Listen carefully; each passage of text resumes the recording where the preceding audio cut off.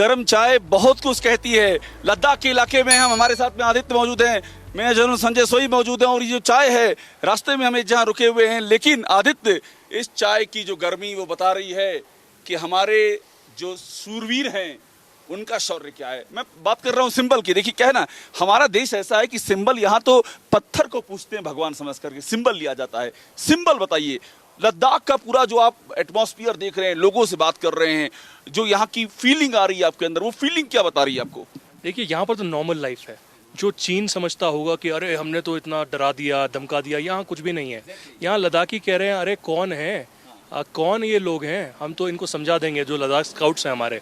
और दूसरा, आपने चाय की बात की, कई सालों पहले तो यहाँ पर चाय भी नसीब नहीं होती थी, लेकिन कितनी डेवलपमेंट हुई है यहाँ पर, और खासकर पिछले 10 सालों में जो खासकर ज़बरदस्त डेवलपमेंट होती है। और तीसरी बात, जो बॉर्डर पर जवान है, कभी कभी तो उसे चाय भी नसीब नहीं होती है।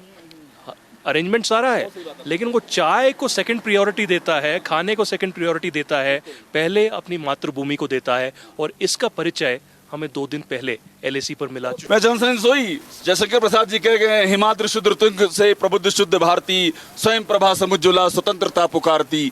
आप बताइए, आदित्य ने बहुत अच्छी बात की, हम लोग यहाँ बैठ के चाय पी रहे हैं, लद्दाख में जनजीवन सामान्य है, और चीन को लग रहा था कि उसने बहुत बड़ा कोई कांड कर दिया है, यहाँ लोग पैनिक में होंगे।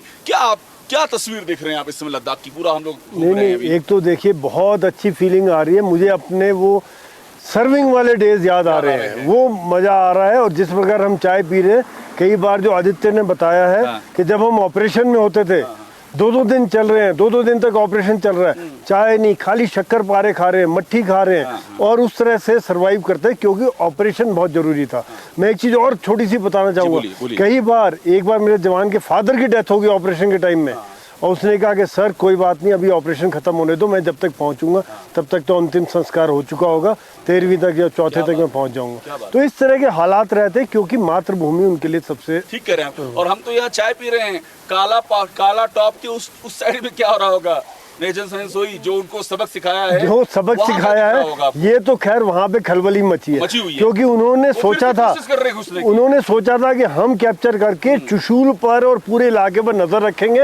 एक तरफ से फिंगर 4 तक आ रहे हैं, फिंगर 5 तक, और उधर से काला टॉप, ब्लैक टॉप, दोनों तरफ से फिर एक डोमिनेशन जो हो जाता, उनका बहुत जबरदस्त डोमिनेशन हो जाता, जो उनके प्लान को विफल किया, और उल्टा हो गया अभी कि हम उनकी तरफ नजर रख रहे हैं। बिल्कुल, आपने फिंगर एरिया का जिक्र कर दिया है, फिंगर एरिया में भी डेवलपमेंट हुआ है, वहां भी खबर आ रही है कि हम अपनी पोजीशन को और कंसोलिडेट कर रहे हैं, कहीं नहीं छोड़ रहे हैं चाइना को। ये कितनी बड़ी बात है? देखिए बहुत बड़ी बात है, क्योंकि अभिषेक देखा जाए तो वहाँ पर भी डेवलपमेंट नहीं हुई थी। बहुत बार क्या होता था, चीन तो अपने व्हीकल्स लेके आते थे, लेकिन हमारे जवान को पैदल जाना पड़ता था, ट्रैकिंग करके जाना पड़ता था। तो धीरे धीरे वो चीज़ें बदल रही हैं।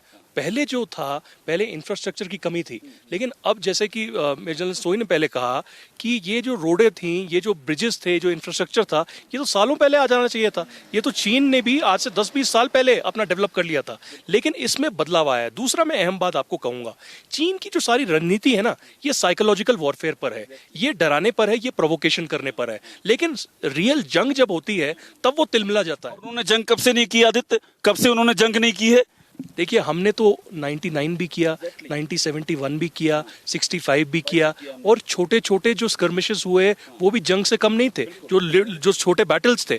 तो हमारी प्रैक्टिस है, और हाई ऑल्टीट्यूड प्रैक्टिस है, जम्मू कश्मीर हो या लद्दाख हो या बाकी एरियाज हो, वहाँ प्रैक्टिस नहीं है। और दूसरा, एक्लिमेटाइजेशन, जो मैंने पहले बोला कि यहाँ पर तो एक्लिमेटाइजेशन कुछ ही घंटों में हो जाता है जवानों का।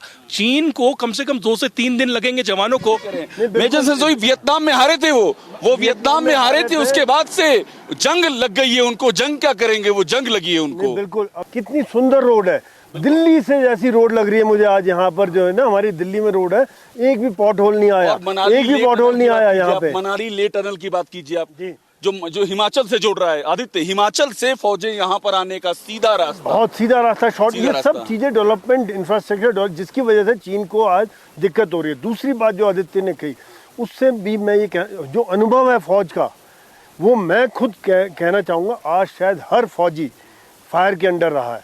मुझे खुद ध्यान नहीं मैं कितनी बार अंडर फायर रह चुका हूँ, मुझे गिनती नहीं कर सकता मैं।